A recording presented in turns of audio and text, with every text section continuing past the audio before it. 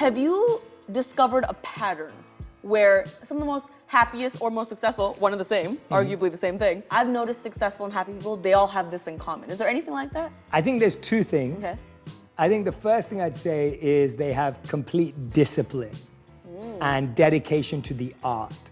They're not people that are focused on lots of different things and distracted. They have this complete dedicated, definitive determination and dedication for that one thing that they want to accomplish. Right. And there's a beautiful statement by Bruce Lee, and he said that, I'm not scared of the person who's practiced 10,000 kicks once. I'm scared of the person who's practiced one kick 10,000 times.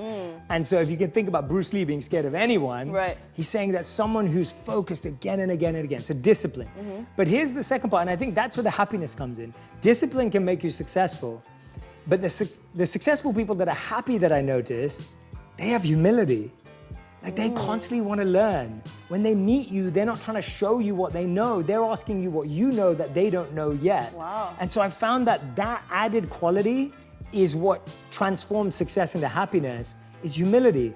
Besides me, who have you had a conversation with on that podcast where you're like, wow, I was not expecting this, I learned so much? Who has been the most insightful conversation? I have to be honest and say that one of the most profound experiences I've had is probably sitting with Kobe Bryant. Wow.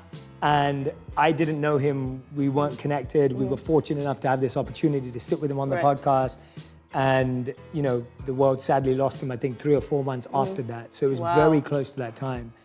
And he's the only person I've met that's not a monk that I felt monk level stillness around. Like when I sat with him, I literally felt like it was just me and him. He had this really deep voice that just like brought you in, and he was so present. Like it felt like nothing else was happening in the world. So not only are you full of wisdom, you're full of love and just giving back and support. We recently did something really cool together that was completely led by you and your wife. We did Help India Breathe, which was a fundraiser for India. Why was that important for you to do it? Because I saw you firsthand, for anyone watching at home, by the way. Jay and Radley put together this fundraiser in 48 hours. It was like a mad dash. So talk to me about that. Well, first of all, I want to say it was because we have such wonderful friends like you that we were able to do that. How monk of you. It was all you. I literally messaged you. I woke up on Wednesday morning. This is 3 days before we ran the fundraiser with an idea. I was watching the news and I read a statistic that said 1 person dies every 5 minutes in India because of COVID-19. And just reading that, I was just like, that's insane. Like, that's crazy. Like, how tragic is that? And then reading that they don't have the resources, they don't have the supplies, they don't have the infrastructure, they don't have the healthcare system to even think about that. And so I felt, Radhi and I had been talking about donating or helping, and then I said, well, you know, if we donate, that's great, but like, what about getting everyone involved and trying to raise awareness and hopefully be able to have more of an impact? You were the first person I texted, and you're one of the busiest people I know, and you were the first to respond. It was crazy. You responded straight away. And I sent a random message. This wasn't I have organized something. This was I think I'm going to organize a fundraiser to help what's going in India. Can you help? And without a shadow of a doubt, you're like, yes, I'm in, whatever you need. And then we got basically a group of our friends together. It was all people that we know and love.